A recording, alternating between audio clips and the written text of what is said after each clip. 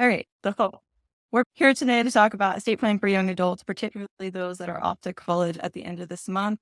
Most of us feel like we don't need planning for that situation because we're young. We feel like we're invincible. Nothing's going to happen to us. We all know that's not the case. We can get really sick. We can be in a catastrophic car accident.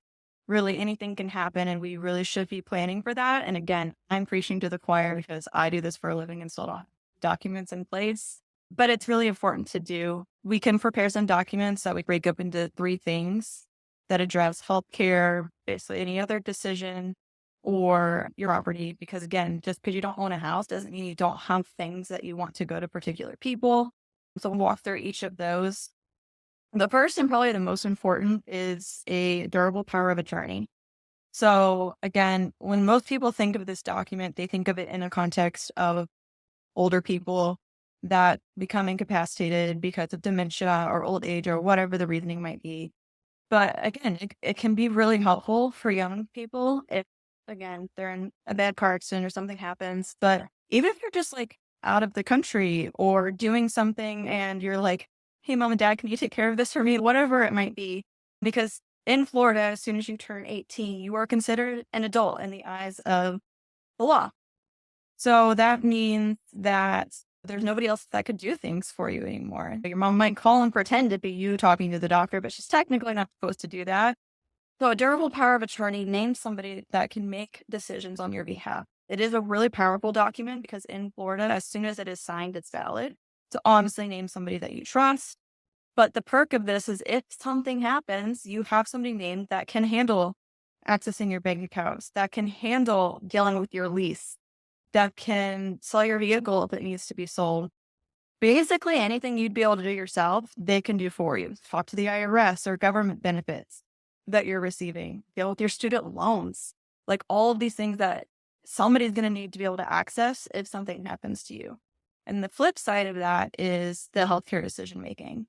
Um, your parent, up until you turn 18, have access to medical records and to make medical decisions for you. Again, as soon as you turn 18, that goes away. They're able to make decisions, obviously, in a case of an emergency, but your parents may not always be the person you want to make that decision. Maybe you have a sibling who's a nurse or a doctor or a PA, and they're actually the person that you want to make the decision because they know what your wishes are. They know how you feel about certain things. Maybe your parents are going to have more of an emotional decision and may not be able to implement your wishes with that.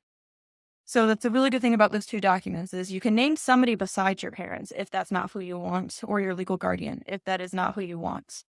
Again, it could be an older sibling. It could be a friend. I don't really recommend that if it's a friend your age, but for healthcare, maybe it's somebody that you know for forever and is in nursing school and knows what you want. So that one makes a little bit more sense. And then the third part of all of that is a living will, which terrible name. I don't know why we call it this. Some states call it an advanced healthcare directive, but essentially is right there in blue handwriting saying, this is what I want to happen if I'm put on life support. Some of you, anybody that I'm speaking to right now, that's a young adult, is probably not going to remember the Terry Schiavo case, but your parents probably will. It was a pretty bad case where there was fighting over whether this young adult was supposed to be taken off of life support. She was kept on it for a very prolonged period of time, with no chance of coming back. So that's when things started to get really more serious with these living wills. You can go through and say, okay, I do want life support. I do want artificial nutrition hydration. I do want additional treatment for kidney failure. Like it goes through all these different things. Now, as a young adult, I will advise you a little bit differently than I do my elderly clients, just because you're young, your body is healthier generally. So you do have a little bit more fight in you. So I'll walk through that with you guys for that decision-making process.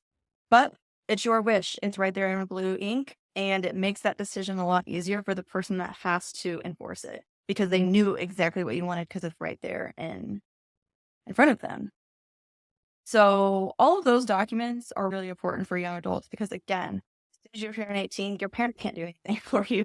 And I know that was something that I didn't really think about when I was in college. I'm off having a good time studying and doing what I was doing. Never really thought about what would happen. if something happened to me. I would have needed somebody to deal with my lease. I would have needed somebody to deal with my car. I would have needed somebody to come and take my dog, who is my entire life. Those types of things, which kind of brings me into if something did happen and you did pass away. Under the laws in Florida, there's a statutory list of people who gets your bank accounts, your money, whatever little bit that you feel like you have. That may not be what you want to happen. It depends on your relationship with your family, whether you come from a blended family. A lot of things can go into that. That's really one reason why I see a lot of young adults that do choose to do estate planning, why they do put a will in place. And it's just because they don't want it to go to who it naturally would go to under the law. You may have had, I'm talking about college age kids, but you might be 30 and you might have a long-term partner who you haven't married yet, but you built a life together, you live together, you do all these things together. So you may want them to get things. It's really important to not get stuck in this mindset of I'm young, I don't own a house, I don't have millions of dollars to my name. That doesn't really matter because you do still have something, even if it's just sentimental items that you specifically want to go to somebody. I know this is morbid to think about when you're young, but it is something that is helpful to think about, and especially for these parents that may choose to get on here. I know you're not even going to be worried about any of this, but you're going to be worried about the power of attorney and the healthcare decisions. Without that, you can't help take care of your kids if something happens. I think that these documents are really necessary for my college kids. If I'm talking to the college kids, and I'll talk to the parents after it. Your parents cannot access any of your records at the university, whether that is educational records, whether that is from counseling that you saw from on campus or at healthcare on campus, your discipline records, those types of things parents cannot access without you signing a waiver. It's called a FERPA waiver. Parents, you may want to have your child sign that and discuss that with them. Most universities have their own, so it's something that you can get from the university. But again, as soon as that child goes to the university, they inherit this privacy right, and parents cannot access that. So that's the gist of it. We do all of this work mostly virtually. If you guys want to do it that way, I take my appointments virtually, and then you would just have to come into the office to sign, or we can send information to execute it offsite if you aren't super close to our Claremont office. But I do highly recommend this for anybody that is in Florida, no matter what age you are. So basically from 18 up to 150, you should have this stuff in place. But it's just something especially that young adults don't think about. So I'm going to stay on for a few more minutes to answer any questions. Again, I'm really sorry about the interruption earlier. I'm not really sure. I didn't expect that to happen today. So I have a question. How can I dictate plans for my pet care in case of death? So it really depends on what you want to happen. So if it's simply, okay, I want this person to take care of my pets and there's not going to be anybody that fights over it. When I was in college, I knew that my parents would take Lola and it wouldn't be an issue. So in that case, it would have just gone. If you're wanting to put some plans in place where if you do have a little money and you do want to set aside money to make sure that your pets are taken care of because you know they're going to have expensive food, vet bills, all the things that Lola has, right? Well, you can actually set up a pet trust, which again, may not necessarily be something that young adults are worried about, but if you're a little bit of an older young adult like us, my age, we have some money and we will make sure our pets are taken care of because they're basically our children. So you can set up that pet trust. You can put some parameters in place of how they're going to be taken care of. A really good thing about doing a will is you can demonstrate your wish that these certain people take possession of your pet and take care of them. But if they're not able to, it's your wish that they go to a no-kill shelter or a particular rescue. For example, Nola's from a rescue. I'd want her to go back to that rescue if there was nobody else in my life that could take care of her, just because I know that they did such a good job with her. So it really depends on what you want to happen and who you have in your life that you would trust to take over the care of.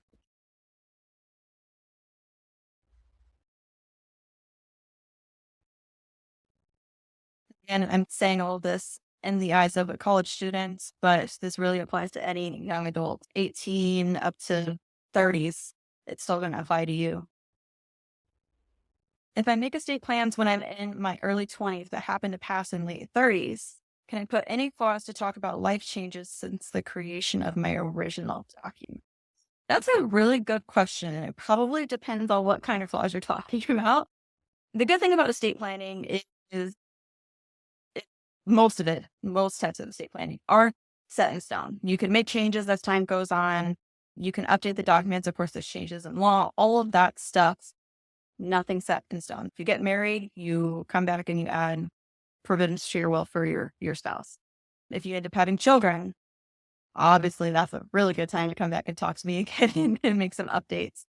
It's hard to I like to draft my documents in a way to where you don't have to come back to me, so I like to make things as flexible as possible, but you have to be careful about saying, "Okay, I'm 21 years old when I sign this will, but if I'm married when I die, then I want something different to happen," because it has a whole bunch of issues that come along with that. So what I would say is if there's big life changes, you would want to come back and get it changed, but sometimes we can draft in such a way to where we can bend that a little bit.